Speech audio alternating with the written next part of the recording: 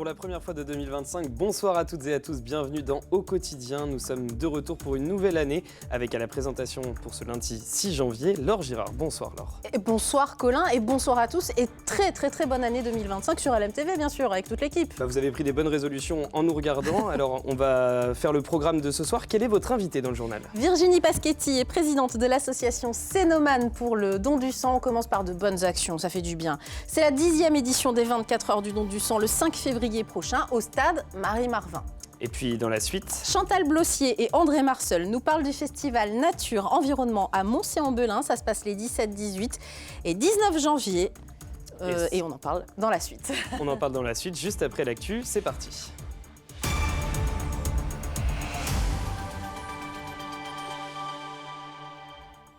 Au sommaire de ce lundi 6 janvier, de bonnes résolutions de début d'année. Et elles se constatent, ces bonnes résolutions, dans les salles de sport avec des inscriptions massives en janvier. Exemple, dans une salle du Mans. Et puis après le sport, on se fait plaisir avec une galette des rois particulière à Rouet-en-Champagne. Elle pourrait contenir un véritable bijou en lieu et place de la fève. On commence le journal avec cette information, plus de peur que de mal en Sarthe après le passage de la dépression nommée Floriane. Oui, vous le savez peut-être, le département était placé en vigilance orange pour vent violent ce lundi de 6h à 10h du matin. Le réseau ferroviaire a été impacté avec la suppression de plusieurs TER dans la région ce matin et notamment vers la côte atlantique, mais aussi d'autres régions comme sur la ligne Le Mans-Paris entre Chartres et la gare Montparnasse à Paris. À noter la Sarthe est en vigilance jaune pour les crues en ce moment. Force ouvrière alerte sur la situation des urgences du centre hospitalier du Mans. Les urgences sont au bord de l'implosion, indique le syndicat par un communiqué. Des centaines de passages, notamment autour du Nouvel An, qui ont même conduit la direction à fermer les urgences le 29 décembre pendant 45 minutes et le 2 janvier pendant 3 heures. Force ouvrière annonce avoir déposé un droit d'alerte de danger grave et imminent jeudi 2 janvier pour alerter la direction, justement. La direction et les syndicats devraient se réunir ce mercredi 8 janvier. Bonne résolution à présent, les tapis de course tournent à plein régime. Et les inscriptions se portent bien dans les salles de sport, évidemment. À Élanciat, Le Mans, par exemple, en ce début janvier, le gérant enregistre près de 3 fois plus de nouvelles adhésions que le reste de l'année. Anthony Piton. Là, tu as des appareils pour le haut du corps. Check press, pec bras, pectoral pour les pecs et tu vas avoir un curl pour les bras. C'est un scénario classique dans cette salle de sport. Après les fêtes, les inscriptions s'enchaînent. Pierre vient prendre des infos. Son objectif, s'améliorer en course à pied. Le futur projet, c'est faire le semi-marathon et le marathon de Paris dans 2 ans. Donc voilà, je me mets tous les points pour réussir et y arriver. Et comme lui, ils sont des dizaines à pousser les portes de cette salle de fitness, parfois pour la première fois. On accumule du gras, on devient gourmande. Et je me suis dit, non, il ne faut pas que je continue sur ce rythme-là, il faut que je change. Et voilà, j'ai décidé de changer. Perdre du poids, préparer un objectif ou simplement se remettre en forme, les résolutions de début d'année sont variées. Avec le mois de septembre, c'est en janvier que cette salle de sport enregistre son pic d'inscription. Janvier, c'est un mois qui est super important. Comme janvier, comme septembre, c'est on va dire 2 mois de l'année qui nous font... permettent de bien travailler sur une année entière. On peut vite aller du double au triple sur une rentrée de janvier, comparé à un mois de mai qui est beaucoup plus creux, mais oui, sur un mois de janvier, obligatoirement, il y a beaucoup plus de personnes qui s'inscrivent. Le plus dur maintenant sera de rester motivé. Après janvier, la salle de sport voit sa fréquentation diminuer progressivement jusqu'à l'été. La deuxième partie de la ligne T2 du tramway, désormais à l'arrêt. Oui, il s'agit de la portion entre Saint-Martin et l'Espal pour cause de travaux d'agrandissement des rames et des quais du tramway. Après une première partie effectuée entre la Toussaint et Noël, entre Bellevue et la place des Comptes du Maine, c'est donc l'autre tronçon de la T2, celui des Sablons, qui est inutilisable pendant 8 semaines, notez-le. Un bus de remplacement nommé B2 circule à la place de la ligne du tram et dessert les mêmes arrêts. En ce jour d'épiphanie et sa traditionnelle galette des rois, direction Rouet en Champagne, où une boulangerie propose des fèves un peu spéciales. On a déjà mangé la galette, il faut le dire aux gens. On a Aujourd'hui, on a goûté. Il s'agit en effet de 3 pierres précieuses. Une émeraude, un saphir, un rubis. Elles sont dissimulées dans 3 galettes frangipane. 3 chances sur 1500 de trouver l'une d'entre elles jusqu'au 1er février. Une opération qu'avait déjà réalisée cette boulangerie de Rouet l'an dernier. Et certains clients ne manquent pas de tenter leur chance, comme l'a constaté Alexandre Ferrer et Elisa Cribier. Des fèves exceptionnelles sont dissimulées dans des frangipanes. 3 bijoux d'une valeur de 200 € chacun peuvent être remportés. Une opération originale proposée par cette boulangerie, basée à Rouet et à Saint-Symphorien. C'est quand même assez alléchant ce qui est proposé. Donc les gens viennent et puis les gens de la commune jouent beaucoup le jeu avec la boulangerie. Une émeraude, un saphir et un rubis. Dimanche 5 janvier, l'une de ces pierres précieuses a été trouvée. On a découpé la galette et elle a eu la fève. Elle a été la gagnante. Et très contente parce que c'est un beau cadeau que l'Ami d'Or puisse faire à ses clients. Un trésor pour les adultes, mais aussi les enfants. Lors de l'épiphanie 2024, cette boulangerie a caché plusieurs cœurs en or dans des galettes des rois. C'est aussi un moyen de remercier notre clientèle qui est très fidèle et de les remercier en leur faisant plein d'animations plusieurs fois dans l'année. Pour ce boulanger, c'est aussi un moyen de pallier l'inflation. Les galettes, c'est aussi une façon de nous rembourser nos matières premières qu'on a dépensées pour le mois de décembre et une sorte aussi de pouvoir travailler tout un mois et pas seulement 2 jours comme à Noël. Un indice a été donné pour l'émeraude sur leurs réseaux sociaux. Qu'en est-il pour les 2 autres ? Peut-être que je donnerai un indice, peut-être pas, je verrai. Ce lundi 6 janvier n'est pas écarté. L'une de ces pépites peut se trouver dans la galette d'Annie. Merci. Cet après-midi, je reçois un ami. Donc on va partager ça entre nous. Voilà, puis on espère bien gagner quelque chose. Pour l'heure, aucun moyen de le savoir. Seul Jamal dispose ses bijoux. Jusqu'au 1er février, il est encore possible de tenter sa chance.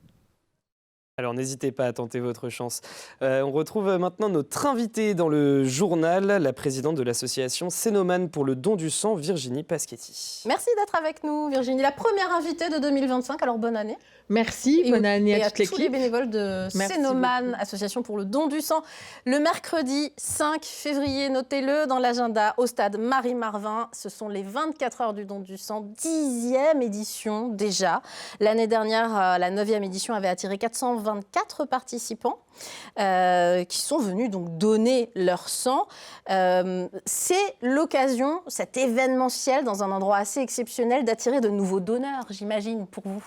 Exactement. L'idée, en fait, c'est de ne pas être dans un cadre médical pour que les personnes qui sont un petit peu réfractaires ou qui ont un peu peur du milieu hospitalier sortent du cadre.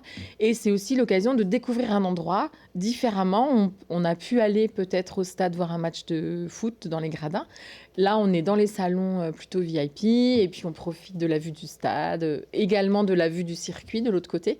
Donc c'est assez sympa, franchement. En fait, vous organisez plein d'animations, c'est très festif. Exactement. L'idée aussi, c'est de rendre l'événement festif sur toute la journée. Donc il y aura plein d'animations pour les grands et les petits. On accueille également les enfants avec un bel espace enfant. Oui, alors ça, c'est très pratique parce que c'est un mercredi pour les parents qui gardent les enfants, notamment petits. Il y a un espace enfant pendant que les parents vont donner leur sang. Exactement, vous nous déposez votre enfant, mais il faut bien le récupérer en partant. Voilà, c'est le problème. Parce que souvent, ils veulent rester. Il faut bien les récupérer après le don.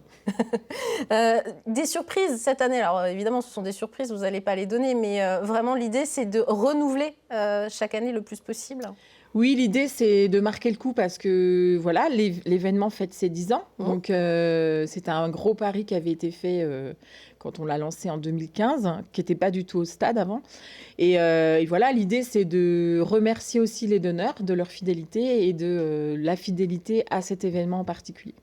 On mange bien, parce que quand on donne son sang, on mange bien avant. Mais je peux vous dire, pour l'avoir fait l'année dernière, qu'on mange très très bien après également. C'est vrai. C'est du local, c'est vraiment du produit local, des artisans locaux. C'est du fait maison, on privilégie le fait maison avec des partenaires qui nous suivent toute l'année, qui sont fidèles également. Et on privilégie, la proximité, le local et le fait maison. Et oui, on mange très très bien en général. Je confirme. Mais il faut bien manger avant aussi, ne surtout pas venir à jeun. Alors justement, qui peut donner son sang ? Est-ce que tout le monde peut le faire ? Pas forcément. Alors, dans l'idée, oui, tout le monde. Il faut respecter juste certains critères, au moins avoir 18 ans, être en bon état de santé générale, peser plus de 50 kilos, avoir moins de 71 ans. Pour le moment, en France, on a encore cette barrière de l'âge. Et puis après, il y a de toute façon tout un questionnaire médical à remplir qui sera ensuite échangé et partagé avec un médecin au cours d'un entretien avant le don. Et c'est le médecin qui définira si oui ou non on est éligible et la quantité de sang qu'on va prélever. Le don en tant que tel, ça dure 10 minutes, mais en effet, il faut se prévoir beaucoup plus de temps pour venir donner son sang. Il faut prévoir une heure entre le moment où on arrive et le moment où on repart. Ouais, en effet, il y a les questionnaires et puis c'est bien, ça permet de faire un petit check-up rapide avec un médecin. Le mieux, si vous n'êtes pas tout à fait sûr, c'est d'aller directement sur le site internet de l'EFS, tout simplement. Et il y a des pré-questionnaires justement pour savoir si vous entrez dans les bons critères en termes de poids, en termes de peur de l'aiguille, par exemple. On dédramatise beaucoup sur le site. C'est vrai. Et ça donne pas mal de conseils. Et vous pouvez faire une auto-évaluation avant de vous rendre sur le site. Alors, pour être très concret, on a besoin de sang aujourd'hui, très clairement, en Sarthe comme ailleurs. Alors, en Sarthe, on est plutôt des bons élèves, on est autosuffisants, on va dire, et tout ce qui est prélevé en plus part sur les départements qui, eux, sont déficitaires. Mais globalement, là, on est sur une période où on manque un peu quand même de sang. Donc, ce serait bien que toutes les personnes en bonne santé viennent sur les collectes. Et même si on a fait des petits excès pendant les fêtes, c'est pas grave, on peut quand même donner son sang. Parce que c'est une question qu'on peut se poser. Oui, alors il y a beaucoup de gens en début d'année qui nous disent « Oui, mais j'ai trop mangé, j'ai trop bu ». Alors, on ne teste pas l'alcoolémie quand vous venez donner votre sang. L'idée, c'est quand même de venir sobre pour éviter le malaise. Évidemment. Et après, on ne teste pas non plus la glycémie, le cholestérol et tout ça. Ça n'empêche pas en fait un don. On peut aussi donner ses plaquettes pendant ce type d'événement ou c'est complètement à part? Non, le don de plaquettes et de plasma, pour le coup, là, il faudra prendre rendez-vous à l'établissement français du sang sur le site de l'hôpital. C'est un don qui est plus long et qui nécessite un matériel différent. Les informations sont sur la page Facebook de l'association Cénomane Don du Sang. Je signale qu'il y a des collectes tout au long de l'année et qu'on peut les trouver sur cette page Facebook. C'est tout au début, donc pas d'excuses. La prochaine, c'est demain, mardi 7, au Centre socioculturel Rabelais à Changé, de 15h à 19h. À La Millesse, jeudi 9, c'est aussi au Centre socioculturel Rabelais, mais à La Millesse, du coup, de 15h à 19h. Au Mans, vendredi 10, salle de l'Oiselière, de 14h30 à 19h30 et à Vibrer le 13, etc.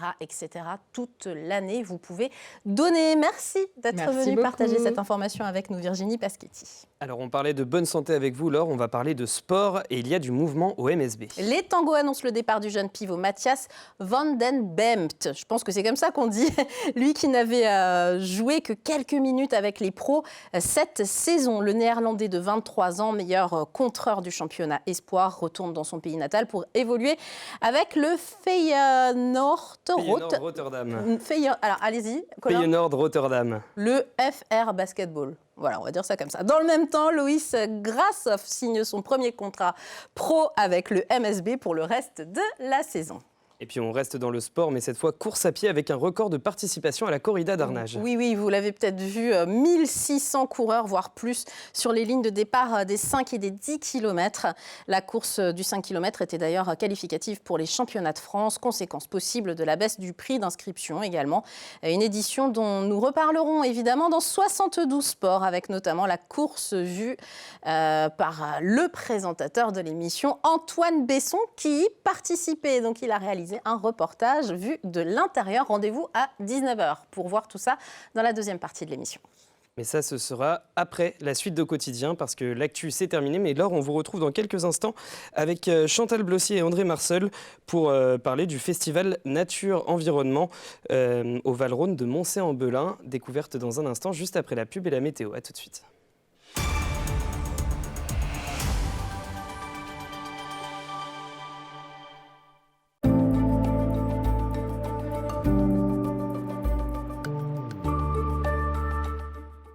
Bonsoir messieurs, dames, ravi de vous retrouver pour ce nouveau bulletin météo. J'espère que vous allez bien, que votre rentrée s'est bien passée. D'ailleurs, si on ne s'est pas encore vu, je vous souhaite évidemment mes meilleurs vœux pour cette nouvelle année. Alors pour votre soirée, des conditions météo qui globalement resteront plutôt calmes, en tout cas côté ciel, avec un ciel globalement bien dégagé, des températures qui elles évoluent entre 5 et 6 degrés. 5 degrés au Mans pour Alençon ou encore à Mamers, 6 degrés pour Laval, à se partager avec Vendôme ou encore du côté de Blois. Concernant la journée de mardi au petit matin, un ciel plutôt variable avec une alternance d'éclaircies, de passages nuageux. Côté température minimale, celle-ci évolue entre 1 et 3 degrés. Il faudra bien se couvrir au petit matin. Attention, localement, on n'est pas à l'abri d'avoir quelques petites gelées matinales. Pour la suite de votre journée, malheureusement, ça va commencer à se dégrader progressivement avec les nuages qui auront tendance à se multiplier, laissant globalement peu de place aux éclaircies. Les températures entre 6 et 9 degrés.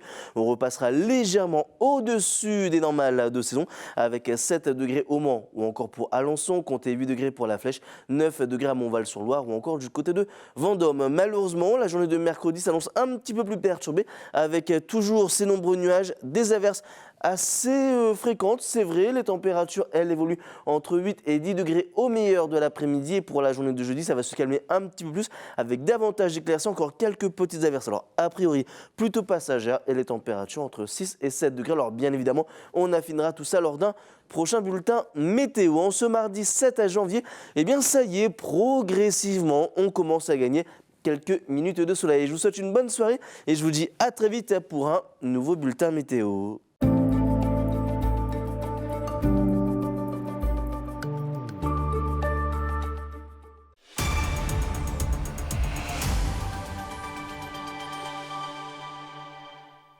On est bien dans Au quotidien. La suite, en ce lundi 6 janvier, c'est la reprise. On vous souhaite encore une très bonne année avec nous tout au long de cette année 2025. On va essayer de vous faire vivre toute la Sarthe, tout simplement. On va le faire avec nos invités dans quelques secondes, vous allez voir.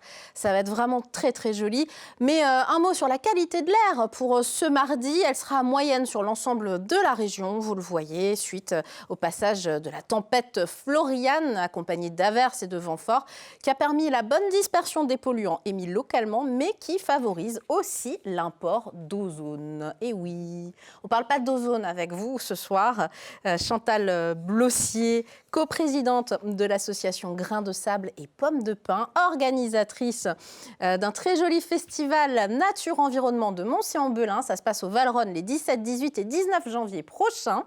Et en face de vous, André Marseul, naturaliste, macro-vidéaste amateur. Vous allez m'expliquer ce que ça veut dire. Mais d'abord, lors de ce festival, Chantal, des conférences, des débats, des expos, des stands, des animations, il y en a toujours plus pour cette 11e édition. Oui.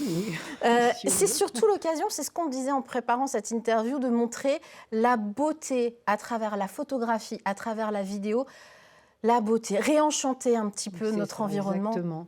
Exactement. Et par là, d'attirer les gens, de leur montrer que ce serait dommage de détruire tout ça. Donc, de les amener à mieux connaître, aussi à se poser des questions. Et c'est quand on aime qu'on protège le mieux, n'est-ce pas ? Eh ben, c'est vrai, c'est pas faux. Et c'est une belle philosophie que vous allez développer pendant ces 3 jours. Alors, André Marseul, je le disais, vous êtes naturaliste et macro-vidéaste. On vous doit la photo qui est sur l'affiche de cet événement qu'on va vous montrer, avec de jolies petites bêtes. Vous allez proposer, on va pouvoir découvrir le samedi 18. Non, alors je dis des bêtises. C'est quand qu'on va pouvoir voir votre... c'est ça, samedi 18 à 16h30. Voilà. Un petit court-métrage que vous avez réalisé très récemment, ça s'appelle La danse nuptiale des colamboles. Les colamboles, ce sont ces petites bêtes qu'on a vues. Mais qu'est-ce que c'est ça ? J'ai jamais vu ça. Alors, ce sont des petites bêtes qui sont tellement petites qu'on a du mal à les voir à l'œil nu pour certains. Mais toutes celles que je vais présenter au festival sont vraiment des toutes petites bêtes, encore plus petites. C'est-à-dire qu'elles sont invisibles à l'œil nu. Comment vous faites pour faire des vidéos, de la macro-vidéo, justement, comme ça ? Alors, la macro-vidéo, ça veut dire qu'on est capable, avec des optiques spéciales, de filmer des toutes petites choses, dont le sujet insecte est parmi les plus intéressants. Et l'avantage de faire de la macro-vidéo avec un petit écran, vous savez, sur le côté de la caméra, c'est qu'on peut apercevoir des choses sur l'écran qu'on ne voit pas à l'œil nu. Et vous avez découvert tout un monde, là. C'est comme ça, en fait, que je les découvre, et j'ai découvert un univers merveilleux. On dirait des personnages fantastiques, réellement. Hein. Voilà, on dirait des personnages fantastiques. Mais c'est le cas, puisqu'on ne les connaît pas. On vit avec, mais on ne les connaît pas. On vit avec et on ne les connaît pas. Ceux que je présente, moi, on ne peut les connaître qu'au travers de mes images, en fait. Et il y a d'autres spécialistes en France qui le font également, mais on peut les compter sur les doigts d'une main, peut-être. Alors, pour rencontrer André Marseul, ce passionné de macro-vidéo, mais aussi, vous êtes naturaliste, je le disais, entomologiste, on peut le dire. Entomologiste amateur. Amateur, tout évidemment. Amateur. On peut vous rencontrer donc, durant ces 3 jours dans le hall du Val-Rhône. Ça s'appelle Les Petites Bêtes d'André. Les Petites Bêtes d'André.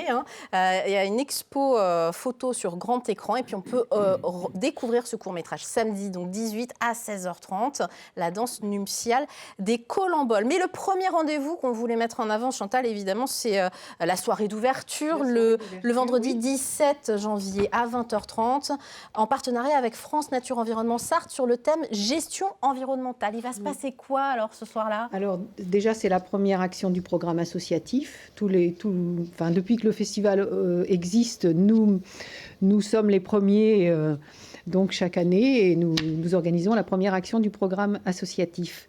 Alors, on va projeter Bienveillance paysanne pour répondre donc au thème de gestion environnementale. Et Bienveillance paysanne, ça nous parle surtout d'élevage. L'élevage qui est souvent accusé de participer au réchauffement climatique parce qu'émetteur de gaz à effet de serre. Or, il y a élevage et élevage.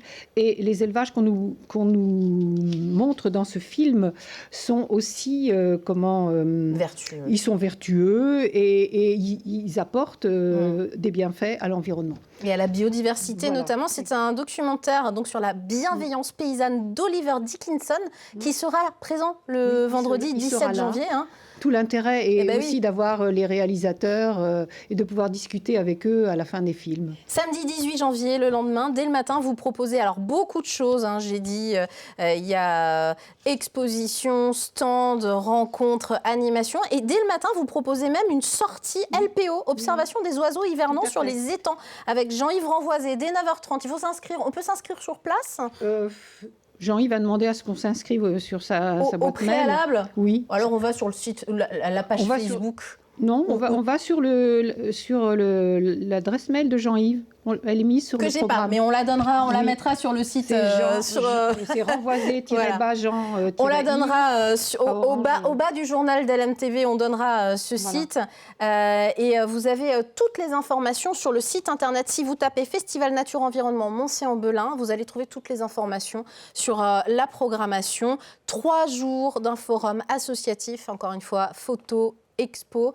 Et même des lycéens ont fait une exposition photo, Chantal. Oui, quelques lycéens qu'on a voulu convertir à la photographie parce que c'est un bon moyen aussi de les amener à être curieux, à observer, et peut-être à mieux protéger la nature. Chantal Blossier et André Marseul, merci d'être venus nous parler de cet événement les 17, 18 et 19 janvier prochains. Je le rappelle, le festival Nature Environnement, salle du Val-Rhône, et vous pouvez retrouver les informations sur le Facebook de l'association Grains de Sable et Pommes de Pin. Merci d'être venu ce soir nous en parler.